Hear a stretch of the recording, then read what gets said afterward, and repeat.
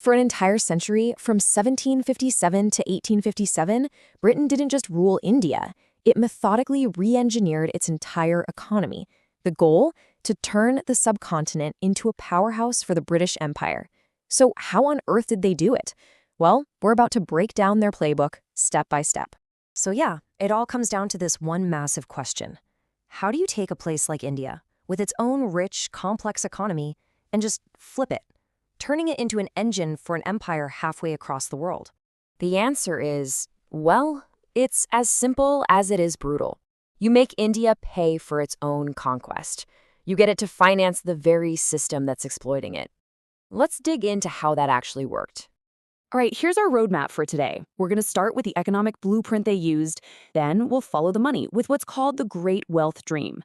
We'll look at how they completely remade the land, how they turned India from a workshop into a market, and then we'll check out the final balance sheet and the legacy that, still lingers today. Okay, first up, the economic blueprint. See, before you can rewire an entire economy, you got to get your hands on the controls. This is how Britain laid the political groundwork for everything that came next. So it all kicks off in 1757 with a key military victory. But the real game changer?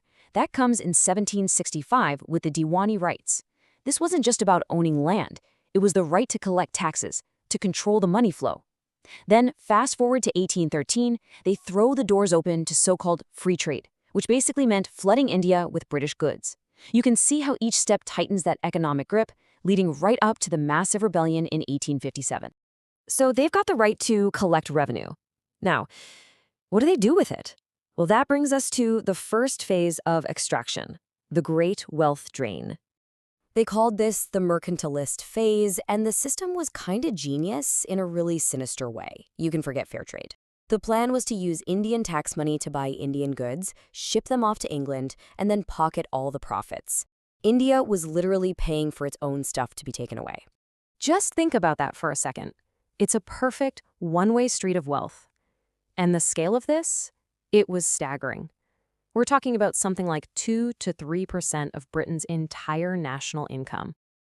So when you ask where the money for Britain's Industrial Revolution came from, well, a huge chunk of it was financed directly by this drain of wealth from India. Okay, so if the whole engine runs on collecting revenue, where's the biggest source of that money going to come from? The land, of course. And to get it, the British had to completely remake how land was owned, taxed, and managed. The British basically ran a series of massive experiments to figure out how to squeeze the most money possible from the land. Just look at this table. You've got the Zamindari system, where they used local landlords as middlemen tax collectors. Then there's the Rayatwari system, where they just cut out the middleman and tax the farmers directly. And finally, the Mahalwari system, where they tax an entire village as a single unit. 3 different methods, but every single one had the exact same goal: squeeze out maximum revenue. But look what happened on the ground. Under the Zamindari system, the taxes were so high that even the landlords went broke, and they had zero incentive to actually improve the land. And under the Rayatwari system, individual farmers got slammed with these insane taxes, forcing them deep into debt and often costing them their lands entirely. The bottom line was, it didn't matter what system you were under, if you were connected to the land, you were going to lose. So agriculture is being squeezed dry for every last drop of revenue. What's next? Well, Britain turned its attention from India's fields to its world-famous workshops. It's kind of hard to imagine now, but before the British, India was a global manufacturing powerhouse. I mean, the whole world wanted its incredible textiles and handicrafts. The empire's goal was to systematically tear that down and completely reverse India's role in the world economy. And here's the 4-step playbook for how they did it. Step 1, you flood the Indian market with cheap, machine-made stuff from Britain. Step 2, you kill the local competition by slapping huge taxes on any Indian goods trying to get into Britain. Step 3, naturally, Indian artisans and industries just collapse.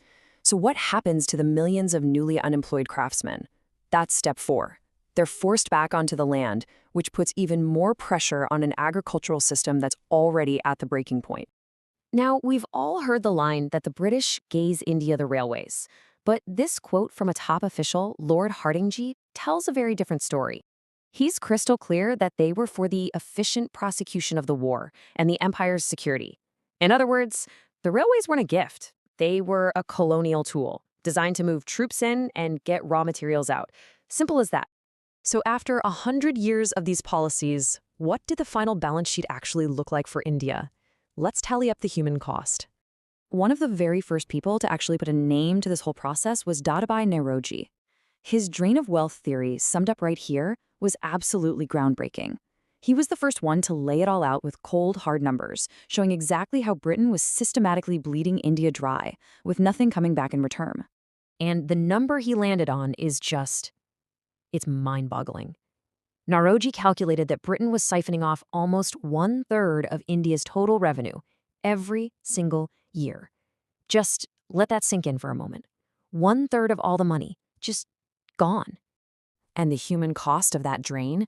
It was a full-blown catastrophe. You can see it right here. Peasants driven to poverty, artisans and craftsmen totally ruined, agriculture falling apart.